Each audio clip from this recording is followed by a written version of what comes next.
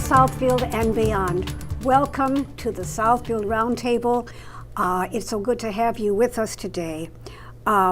We have wonderful guests here today, as we always do. Our subject is not an easy one, and I've chosen two amazing women who will take us through the process and perhaps see some good at the end of this. And one of our friends right here today is Marcia Furstenfeld, who is a therapist, and I know that you work with people who have a problem with having been sexually assaulted throughout their lives. And our other guest is Barbara Selden, who as a military person has known through the years what happened to women in the military. Not a good thing, not a good thing. So we talk about sexual assault because all of a sudden it became something to talk about. We've all known about it. Everybody, even through their own childhood, has known about it. And on a personal note, my twin sister and I were performers for all of our lives, and we knew a man in Hollywood who had been an agent for very big stars, very big movie stars. And when we became professional, we would write to this gentleman to let him know wherever we were so that he could keep track of our career and maybe help us out. For the 5 years that we were traveling all over this country and other places as well, we never heard from him, ever. Once we had retired from the road, we were out in Los Angeles for a wedding, and he invited us and our mother to lunch. So we sat and we talked, and my mother, for some reason, wasn't in that room. And finally, we looked at this man, a really sweet man, and we said, both of us together, "Why didn't you help us all those years?" And he looked at us straight in the face and he said, "I did not want you in this business, period." Well, he thought he was protecting us, which of course he was. But that's my story, and I'm stuck with it. Now, through the years, though, and I've done some little bit of research, women have not had a great time on this earth. They really have not. They've been subordinate to the men. And as far as I know, and perhaps you both can correct me, the only people that I know about are the indigenous people who not only did they love their women, but they put them up there as leaders. They were probably the only people of ancient days, or even today, that had women as their leaders. So, now we talk to you about what you have observed, and whoever wants to start first, have a good time. Well, as a veteran, and having grown up during the time when Me Too wasn't popular, when women were housekeepers, stayed at home, and one person worked in the family, when the military was macho, and the men were the leaders, and when there was a culture within the military of superior subordinate. I am the officer, you are the enlisted, you follow my orders. There was a dignity in that. However, when you are a man and you're macho and one of your objectives is to learn to fight and to kill, it wasn't unusual to consider sexual harassment or sexual assault just a behavior, because that's what they're trained for, to be tough and rough and powerful. Powerful. Yes. So even somebody that worked in, so if there was an officer in an office, say, and a woman was his secretary in a uniform, he didn't see her as an equal to his. He didn't. No, he didn't. And she was at risk for a lot of harassment. Now, there's a difference between harassment and assault. All of it's wrong. Okay. And there is a difference. It is. Okay, and we need to understand that difference, which you'll probably know all about. Yes. And when you have someone who's a secretary subordinate to a male, and I consider it bullying in a way. Okay, I have power over you, so you can make my coffee. I can wink at you. You can do this, and you're just not as smart as I am, and I'm the one that make the rules around here. So that keeps us under them, beneath them, inferior to them, subordinate to them. Mm-hmm. And you make such an important point, Barbara, that the sexual assault, rape, and abuse is never about sex. Sure isn't. There's a confusion that people imagine that it's about sex, and it's about power. It's about prevailing, Yes. and thereby there's confusion. Often there's a misperception where a man will assume that what he did was somehow welcome, where the woman absolutely knows it was not. And you've heard men, they'll say, well, she didn't mean the no when she said no. So the challenge we're dealing with is reframing our outlook and what we accept. And you also talked about dependent women, where historically Yes. many women stayed in situations where they were abused because they didn't have the independence. So we're dealing with a lot of different issues, and one is the women's movement, where women started to have more power, Yes, and they could step out and they could earn their own living, and they didn't have to stay and be abused. And the courage to speak up. And finding the courage to speak out. because they had something that they could fall back on. Right. Once women were able to earn a living. So And that's a the- big factor. Huge. And still, to this looking day. at it psychologically and emotionally, Yes. part of what I'm aware of is that women who have, I've worked with women who experienced sexual molestation and abuse when they were very small, from grandfathers, from fathers, from uncles, from brothers, friends, or brothers. And the message was, don't you dare tell anybody. And part of what That happened to me. it happened to you. It happened to me with a family friend. We were 8 years old. And my mother sent us, just me, I don't know why my sister wasn't with me, but she wasn't. My mother sent me on an errand to a friend's father who was in the hardware business, and I went to get something for my mom from him. And he put me on his lap, and he became very friendly. And I came, and I was in shock. He as an became he was intrusive. He was incredibly intrusive. Yeah. Yes, it was terrifying. And I came home, my dad wasn't at home, he was at work.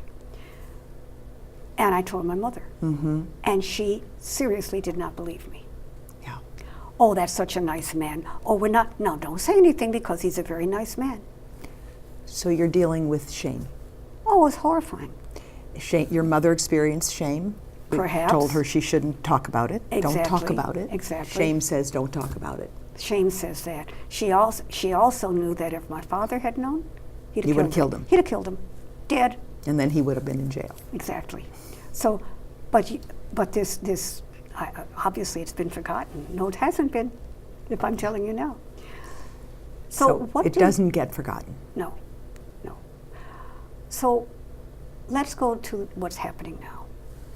Just before we do that, I'd like Have to a say good that, time. yeah, in the military when 61 to 64, long before 1978, when it became an integrated army Yes. and men and women stayed in the same barracks, Yes. showered in the same Yes. places. Yes. That level of privacy wasn't there anymore. The idea of sexual harassment and sexual assault became incredibly powerful. The men had women right at their fingertips. Commanders may have been the perpetrator. Commanders may have been accepting of what had happened to that woman. Commanders, if you reported to them, may utilize that to tell you, if you mention it, I will get you right out of the military. So the lady becomes silent. Blaming the victim. The United States Armed Forces had to begin to look at how can we stop this epidemic? They called it a cancer. They did. Yes, they did. It's, how can we prevent this? And that's when they said the Uniform Code of Military Justice didn't really address it like it should be addressed. And so they formed committees to begin to look and address this. And they've come up with some things that I think do not absolutely solve the problem, but it does at least address it in a better way than it was before. So what, I'm sorry. I can remember being in the military, walking into the barracks, and I'm seeing this young lady in the bathtub crying, just sitting there, sitting there, sitting there. She had been out on a date. She had been raped. She didn't know anyone to tell. She was going through a psychological Horror. well, I don't know if only it was horror, but what is Trauma. Trauma. Yeah, but and we had to call. She had a psychological break. That's the word I'm looking for, and we had to really call the EMS to get her to come and to get her and to take her because she was psychologically gone. Because there was nowhere to turn. There was no, that is the There huge was problem. nowhere to turn, okay? But once she did make it to the hospital, that sergeant who assaulted her was mustered out of the military finally through court-martial. Really? And that's was- gratifying that is- to know, Yeah, I but have- that because is- it often didn't happen. That's unique. Other than that, he was not allowed near the WAC barracks. I need to understand that. Back in 1942 up to 1978, we were the Women Army Corps. Right. We were a separate entity from the regular Army, and we were called WACs. And there were these rumors out there about those women are whores and butches, and they called us all kinds of names. And no mother in her right mind would want their daughter to go into the military. But yet, that young lady who goes into the military, she's idealistic, Yes. she's patriotic, she's looking for an education, she wants to She- see the the world, world, I was and thinking she of wants to that. grow. And Yes. nowhere in her mind is she thinking what this upload is going to come onto her. She's not aware, okay? So it's really unique from 1942 to 1978. When 1978 came along and they integrated them, then you just had this burst of sexual assault. And I call it bullying. Your sergeant made you hide it. Your commander made you hide it. And there was nowhere you could go. And they would even say to you, if you mention it, I will Retaliate. take your rank. Yeah, it's a form of retaliation. I will take your rank. Okay, I will. Where were the women who were officers in all of this? You need to understand there were very few and very far between. Okay. The only time that you had a woman, because we weren't allowed, we were there to support the fighting strength. All right. We weren't there feet on the ground, boots on the ground. The men, they were the macho men. They were the ones who would want to do the real fighting. It's not like that anymore. So the women that were officers were generally over the WAC barracks, handle the women. So teach they them. didn't have any power Right. at all. So my sergeant and my commander were women. Now, for women, their sergeants and their commanders are men. And in the reverse, some men have women sergeants and commanders. So it has really made a unique change. It has changed. Ergo, they had to go back and look at that Uniform Code of Military Justice. They had to go back and say, boy, we've got to stop this cancer. We have to prevent this from happening, and here's what we need to do. And there are some rules that they came up with. First of all, they had to define the terms. They had to know what they're talking about. They had to know what they were talking about. Absolutely, okay. And they had to accept the fact that that behavior, whether it's harassment or assault or abuse, all of it's illegal and all of it is wrong. They had to start with that as a premise. And then from there, they had to, if, for example, I'm assaulted and I go to my commander and he does nothing, then I can go to the next level. that Okay, was- but you must follow the chain of command. So you couldn't Commanders- leap over that person. And any sexual assault that is reported, the commander has to turn it in, and it's connected to his next rank. If he doesn't handle it properly, he doesn't get his rank, so it's wonderful. So there are not totally all things that are good, but that's a step in the right direction. Certainly a step in the right Yes. direction. And I loved it when Me Too came along, Yeah. because it put it on the air. Yes. It put it on the internet. It put Now- it in your face. How do you think, Marcia, as a therapist, a year ago is when the Me Too, it is a whole year, which is amazing. What is your take on how this actually happened, finally, all of a sudden, with Harvey Weinstein stuff? I really don't have an answer as to except that some women continued. It's not that they started, because women have been speaking up, but they've been squashed and they've been overlooked and they've been really humiliated Absolutely. and shamed for Yes. daring to suggest that a powerful man did something. Bill Cosby.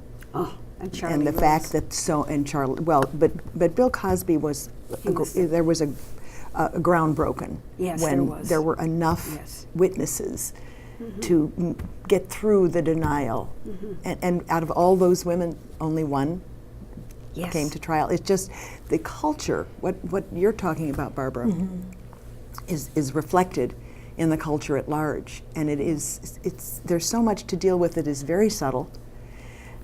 So I think Bill Cosby led really to Harvey Weinstein, where people who actually, there had been efforts. When I think back to Anita Hill Oh, you poor Anita and Hill. what happened to Anita Hill, where she was too bad. That's You know, right. just too bad. She was We shut don't down. care. That's right. So, and what I have experienced in my office is that with the new flood of awareness between what's going on in the Me Too movement and with the Kavanaugh hearing Oh, yes, and, we can and get into Dr. that. Ford, Yes. that I've had clients come in trauma because they are re-traumatized when they see a woman stand up with such humility and honesty and risk courage. so much, Yes. and then have, and I'm not speaking to the accuracy of anybody's report, but something very bad happened to her, and there was a cover-up that From top followed down. it. Yes. So what happens to women who have their own history of abuse is it's re-traumatizing to them. It's culturally re-traumatizing, and And they you're- become very fragile and need to get support in relocating their sense of central focus. And every time they hear of someone else, it reminds them It, Of it yeah, themselves. Of it, what it they went through. reawakens Yes, all of they live it the all over again. part of what people aren't, a lot of people don't understand is how much it isn't just a memory. It's not just a mind thing. It's a body memory. Your whole cellular body, your nervous system, the polyvagal system is involved in holding the experience. So that's why I have work, because people need to, you can't just say, well, get over it. That's But important. they that- do. They say do. that. Yes, they do say that.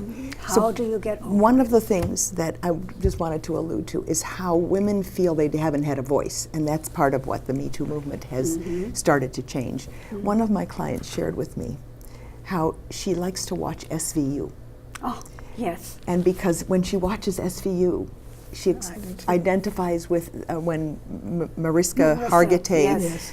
speaks for her, that there's a woman with strength and Yes. power and helping women find a voice because she didn't feel like she had a voice. And she experienced it. And yes, That- she okay. represents Yes, she somebody who does. herself. Been there, done that. Right. I know what it's all So that's about. one. So how people experience it is talking about it when they've been told to hush, being able to speak and be heard and legitimized and validated in their righteous anger, Yes. and finding their power.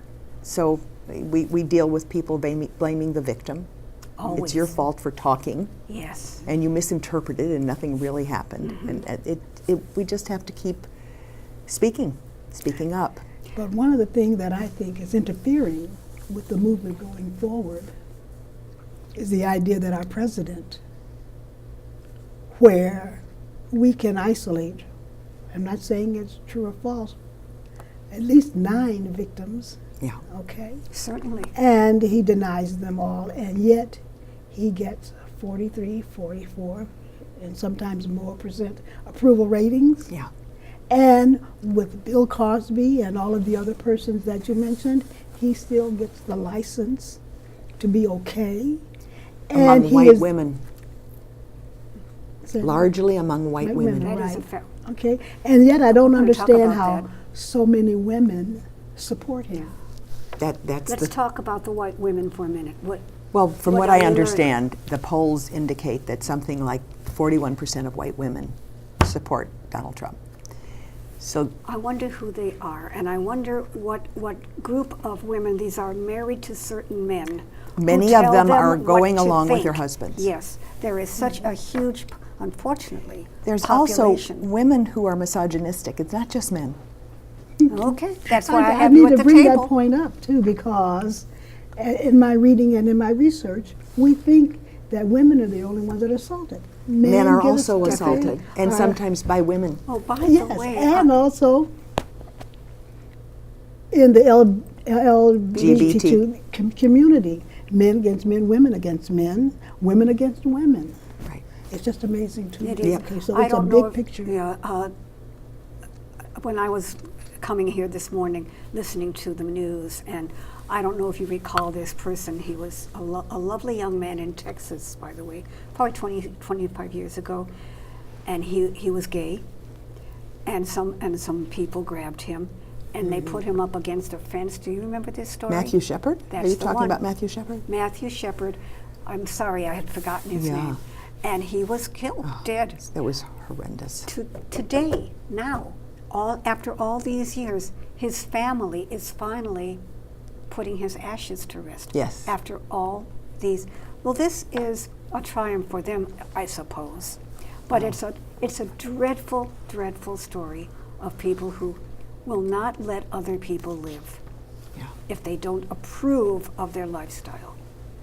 It just, I'm wondering, as a therapist, would you ever think that people perhaps could be better? People I could mean, be better. Seriously, I mean, after We are all, a very complicated species. yes, we are. So, do you ever see anything that's not horrific in your, I do. in your practice? I do. I see people change. I see people moving from blaming to taking responsibility and ownership and making amends. I do Yes. see that. I think parents are teaching their children how to respond, How to respond to what? to speak out. Oh, good. Do not Okay. touch me. Okay. Do not do that. How to report. The fear of speaking up is still very prevalent. And the other thing that's very tricky in terms of the human experience is that we tend to feel responsible. The irony is that I'll speak to an adult woman Something who, I did. I must have caused this. What yes, did I do? I to must have deserve dressed it? inappropriately, or right? I must have done. I should have stopped him. I've had adult women talk about their childhood abuse situations, and they will say, "I should have stopped him. Why did I let him?" And what happens is we take our knowledge of today and we apply it retroactively. Can't do that. So I would challenge, but Hindsight is were you really 20/20. able to, could you have stopped him really? No, I really couldn't. You didn't have the information, the strength, or anything that And you if have you were a little now. kid, hello, You what could didn't you have do? it then. That's And right. the So- true predator has very sneaky ways of accomplishing his goal. Interesting thing about predators is that very often the predators have themselves been victimized in their own. Isn't that interesting? That's the part that is very interesting to me, that when something horrible happens to somebody, that person Then, continues it instead of living a life that wouldn't hurt somebody. and many do Okay. reverse the trend, but it's hard to understand. I can't It's understand. very hard to understand. Somebody who grew up being abused by their by father, let's say, and I'm not going to do that, except then they'd grow up and they do that. So the only way I can explain it very briefly is that we are conditionable, we are programmable. So when we grow up with something, we don't have a full range of options from which to choose how we're going to behave. Because you only know You that. know your body and conditioning takes on what you were exposed to. So if you grow up where somebody's critical, and I grew up with somebody who was critical, I know that, and I knew I was not going to be critical, except I find myself Being critical. Being critical.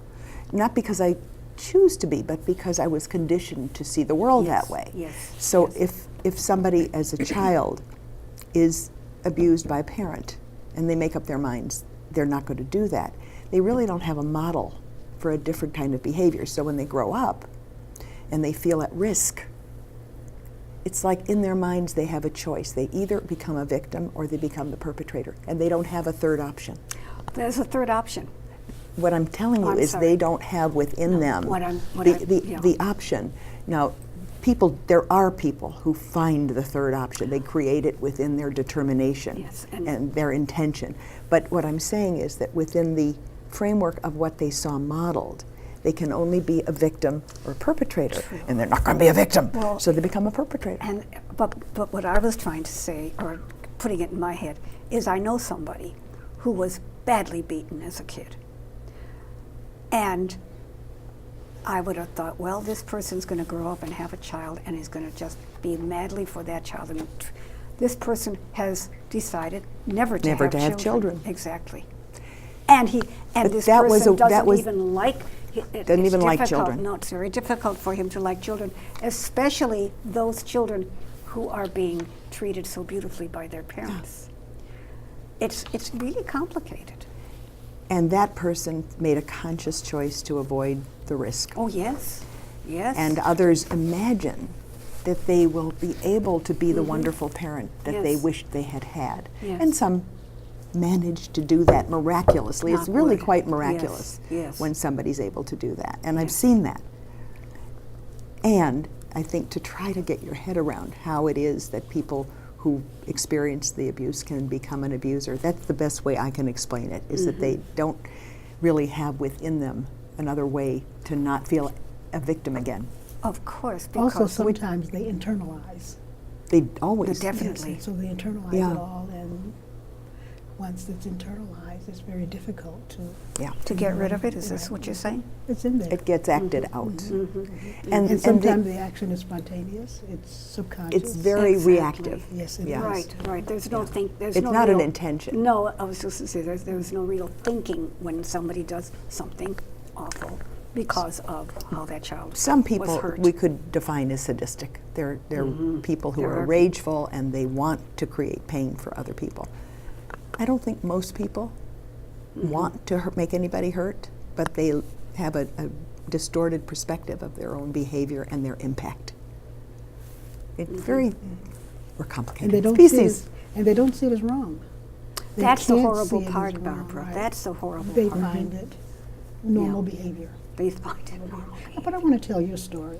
Please. And this, I think, falls under discrimination, sexual discrimination Okay. in the military. And it was a young lady that I knew who was having menstrual difficulties. And while she was in the military, she was always going to the hospital for care because she was having menstrual pains. Now this is back during my time, okay? The only answer that the military had for her in order to stop the issues was a hysterectomy. So at the age yes. of 19, they removed all of her reproductive apparatus. What? Oh my goodness, That how is that's tragic. almost murder. Well, you want, the question is if it's like PTSD or PTSD, if you want to call it, because it's not a disorder any longer. It's a It's a trauma. trauma. Yes, it is. Okay. So you wonder, are there And any that's abuse. VA benefits? Yes, it is. Horrible. Are there any VA benefits for that kind of abuse? Good question, kiddo. And the answer is yes. Oh, yay. Okay. But you have to have strong proof. Yeah. And there are ways of going back, getting records and showing it. And I know that the young lady that I know is getting the benefits. They won't give you punitive benefits, for example, but they will give you disability benefits for having gone through something like that. So to me, that's sexual. Oh, And that's, women have been put into asylums because Exactly. they demonstrate emotionality. Yes. I mean, there's really a history of women being. Yes. And then another story. Young lady having sexual identity problems. So the gentleman in her barracks decided, if you are a real woman, prove it. Oh my. And then they rape her. Today, she's still suffering Yeah. psychologically in such a way that the courts have to manage her. And she is being taken care of by the military. She is. Yes, she is. Thank goodness for that, because she lost her mind, for want of a better way to say it. The psychological trauma was Yeah. so bad, and she still doesn't know who she is. Sometimes she looks like she's a lady, sometimes she doesn't. It's heartbreaking. Most of the time, she What a doesn't. tragic. One tragedy on top of a That's tragedy on correct. top And so of you can tragedy. imagine, if we can tell those severe type of stories, there are a lot of was not just so going to obvious say, stories. yes. For example, when you're Yes. walking through the barracks and a guy just reach out and grab your Grabs. breasts or hits you on the that's no big deal. You're just a lady, or You're just a woman. girl. Yeah, Yeah. this kind of thing. You're such So- a cute girl, I'm going to grab you. Right. Okay. And there are subtle impacts that accrue where relatively what might, it's not rape, not ongoing abuse, but where a youngster, a young girl or boy is sexually handled and invaded, and they internalize that. It affects their entire ability to be in relationships. It can make it difficult for them to have a normal adult sexual relationship or an emotional relationship. Their ability to trust and engage, which is a requirement for relationships, are hard enough under the best of circumstances. That's true. So when something of that nature has occurred, it impacts many lives. It has fallout. Yes, it we- does. Huge. Yeah. Hugely. So, how do you? I don't want you to, talk about a patient of yours, for goodness sakes. But have you had any kind of interaction with a person that you absolutely cannot help, that has been abused this way or assaulted this way? That's I do believe there are people that cannot repair. My personal track record, I feel like the work I've done has been helpful to people, to move them incrementally or profoundly, and that varies. It varies on many levels. The fundamental character, personality, temperament of the woman or man that experienced it is going to make a difference in how they deal with things. Some people are given, for whatever reason, a basic ability to have resilience, or they're provided with the way things are handled makes a big difference. If your mother refused to believe you, For sure. and that is not an uncommon story. I understand that. Common. And there are other stories where mothers immediately jump to the appropriate behavior and prevent any further contact, and take the child to care, and it makes a huge difference. That's how you Whether respond to it. so, it isn't. Yes, what happens to you is profoundly important, and the way that incident is managed. If there is a narrative, if a child is able to talk about what happened and somebody listens and validates, it makes all the difference in how they internalize and go forward into their There go options the of need life. for psychologists. That's why I have job security. Yes. I love that line. But now in the No, military, you've said that to me before, and I love that line. Job Sometimes I wish I did. security. Yes. in the military, the rules have gotten pretty direct. Ah. Here is what you must do. So it's If very you- specific. Yes, it is. One, So you go first one from is the step to direct step. approach. You speak with the person who is the perpetrator, one who is the victim. Tell them, stop. Do not do that. Right. I don't like that. If that doesn't work, then you use the indirect approach, okay? And then that is get someone else to let them know that that is not appropriate behavior, so that you don't have to confront that individual yourself. And then thirdly, you go to the commander. And if the commander doesn't give you any relief, then you can go post the chain of command and move forward. You're talking about harassment. Yes, Yeah. harassment and all of it. Yeah. Because if someone is abused, you got to report it. Oh, and, yes. and if you see someone or know of anything and you don't tell it, then you get into trouble also. So the So if military. you don't report it when you're aware of it, That's right. Someone That's else. very Let's see. good. I know this person did it to my friend. and I still wonder how much That's is kept. Credence. That's correct. Oh, Yeah. yes. Yeah. Because it's so It's iffy so- as to who you're going But- to, how you're going to be treated. That's correct. And so women have now some leverage. I said, okay, I can report this and nothing's going to happen to me. I can tell my friend, you better get him straight or else something's going to happen to and nothing's going to happen to me. I can go to the commander. And the commander's now is his rank and his raises are linked to how he handles. So, what are your thoughts on how we can prevent this sort of thing from happening? How do we teach our children? How do we handle other relatives? Mm-hmm. Go for it. Who would like to speak first? Well, I think the psychologist should because There mine you is go. more the adult. Yeah. Yes. Well, the issue of boundaries is fundamental to this whole issue. And often it's not, it still happens, but certainly when I was a kid,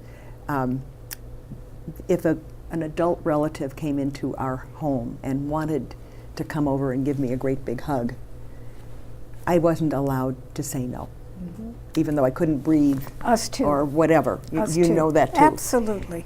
So part of what parents of younger children are being guided toward is to empower their children appropriately so that a child has the right, isn't treated, children were treated like possessions and objects and not people. Chaim Ganat in the 50s Yeah, I wrote a remember book, him. He's wonderful. Parent and Child, and Yeah. he was the first one to say, guess what, children are people. And before that there was a concept that I remember my grandmother saying, no sense, no feeling. And a lot of children heard children are meant to be seen and not heard. And so changing that cultural Paradigm. norm, that paradigm where a child is treated, when a child is born, they really don't have their own boundaries. They're just There. open and available and really have no way of saying stop. But a attuned parent can see and pay attention to the signals that a child might not want a certain kind of touch or handling. So teaching a child that it's okay to say, no, I don't want this particular kind of attention or touch.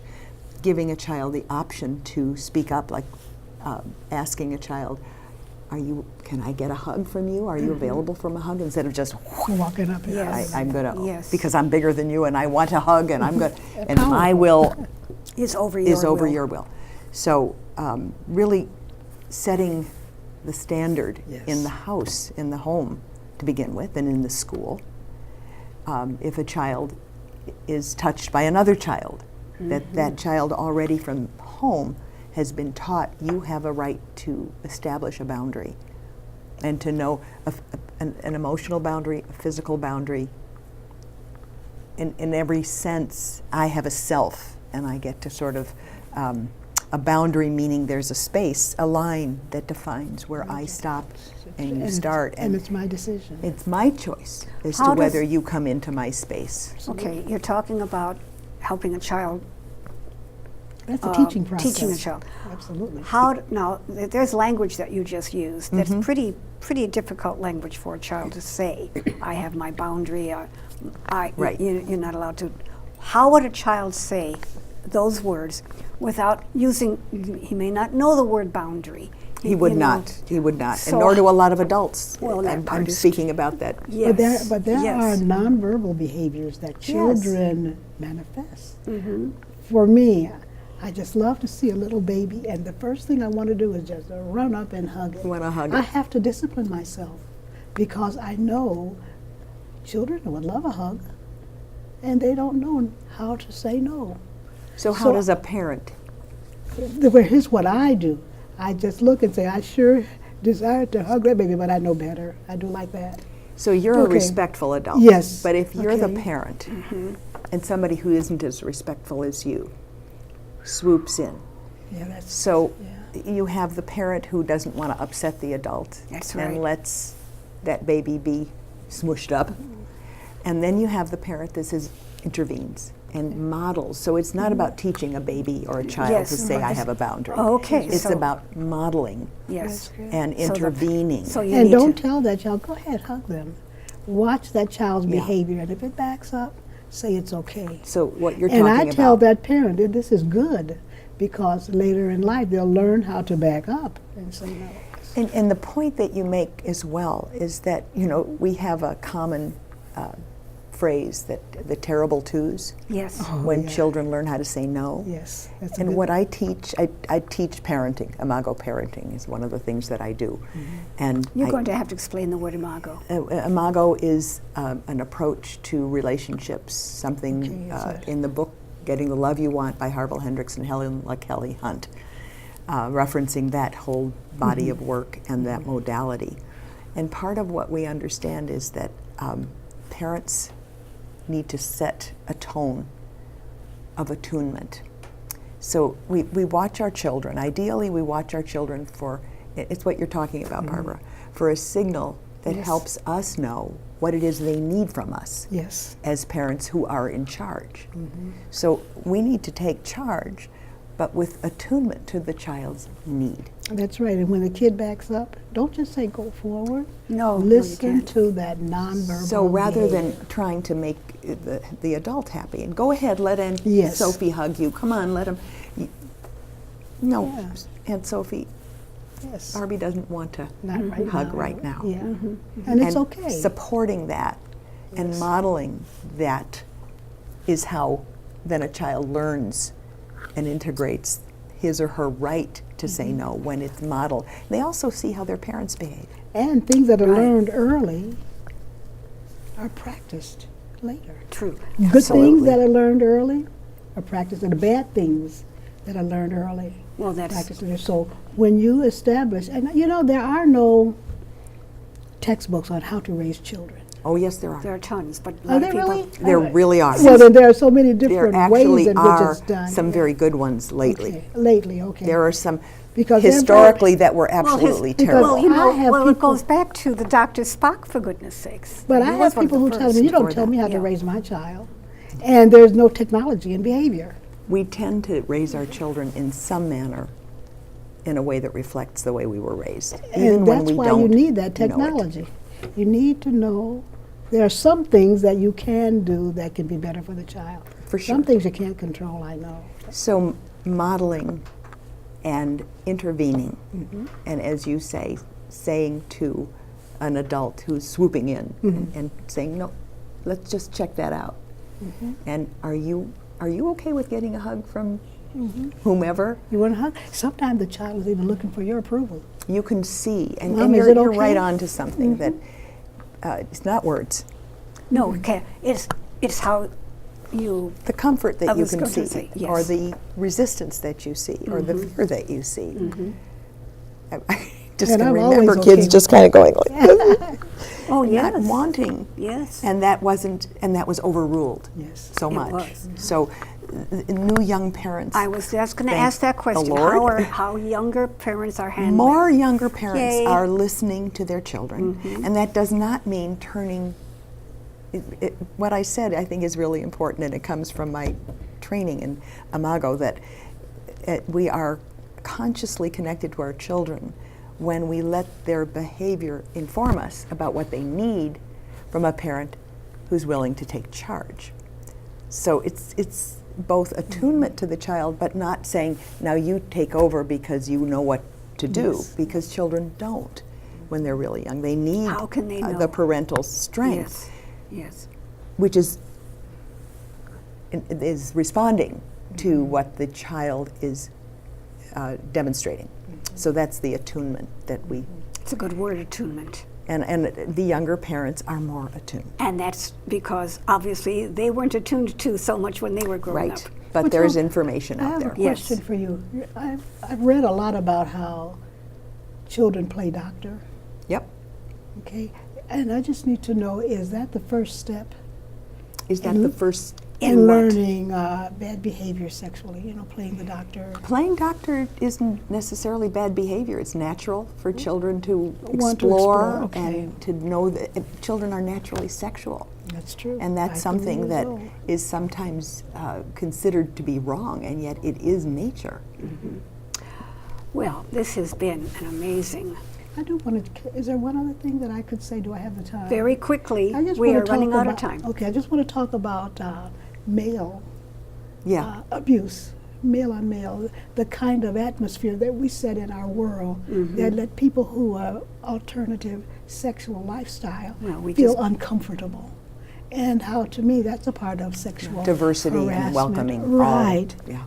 Well, I do know that the Uniform Code of Military Justice defines sexual harassment, So- sexual abuse for so- those who are in the So, military. so is there And- somebody that And the military court martials are the defining. You get into real trouble if you. But the question is, if somebody is What are the experiencing this, resources? where can they call some in the military? Yes. Do they have a phone number that they could call? Is there a way to reach somebody that would help them? And I'm going to have that same question for you. Okay, and I gave you the parameters, and this is the chain. Directly approach the person, indirectly So approach there's the no person. actual There's not a phone no number. If none phone of number these that's ones- no phone number that somebody Your could use. commander is responsible for that. It is connected to his salary Oh, okay. and his rank. And if something is happening in those barracks and it's reported, then he must act on it. Okay. He doesn't have a choice. Okay, So now there- Marcia. I think most likely the recommendation I would make is to the community mental health services, whether it's Catholic social services or South. I know that Southfield has social service agencies and individual counselors, social workers, psychologists who work with people who have experienced Okay. and they would where be they treated, need they would be guidance treated, and yes. help, and that's They would be treated respectfully. if they- absolutely. And just let me That's say this. important. EEOC, equal opportunity, that is the first step in the workplace. In now, the we know that it workplace, doesn't EEOC. always work so well. But millennials who maybe are in Right. school, Right. there should be counseling services Well, on that, campus. thank you for that. We're going to have to close up. Yep. And I thank you both. This has been amazing. We could have spoken for 2 hours. Well, I thank you both, Marcia. I really thank you. I knew this was going to be wonderful, Barbara. Thank you so much. I thank our people here at Channel 15 for allowing us to do this and bring this out to the public. My and I thank pleasure. all of you for watching us, and everybody enjoy, and for heaven's sakes, have some respect for each other. I thank you both. We have come to the end of our hour. And I thank you for your expertise. I thank you for yours, for being with us. And I thank our people here at Channel 15 and Southfield and beyond. Be aware of each other, be respectful of each other, and talk to each other. Mwah.